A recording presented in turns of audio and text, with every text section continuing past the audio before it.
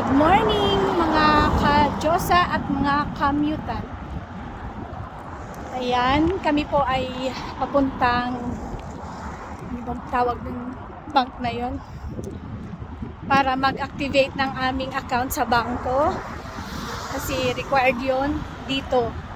Bago pa kami pumunta dito sa Canada, nag-deposit na kami ng certain amount kasi required yon. So ayan, matinding lakaran na naman.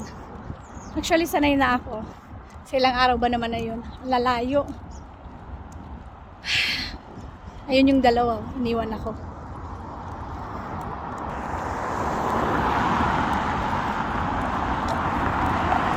Dito pala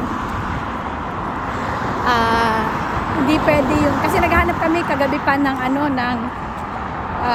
accommodation namin, yung talagang doon na kami titira. Ang hirap kasi merong magandang apartment pero malayo, meron naman malapit, mahal,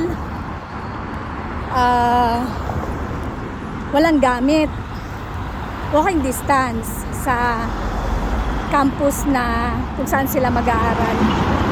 Kaya medyo binabalanse namin kasi dapat maging practical ka dito, money wise ba, para hindi ka mamulubi, hindi ka pulutin sa kalsada. For now, yun muna ang lakad namin kasi hindi kakayanin sa layo ba naman, hindi kami sumasakay. Pero mamaya para tatry namin mag-bus papuntang downtown kasi wala pa kami ditong SIM card, hindi pa namin ma-activate kasi yung alam namin is dapat pala bago ka mag-land dito sa Canada isalang mo na yung SIM card na gagamitin mo dito. So hindi kami na-advise na ganun nga, pero okay lang yon, madali lang yung gawa ng paraan. For now, at hinihingal na ang inyong ka-Diyosa. Mamaya naman. Ha? Bye!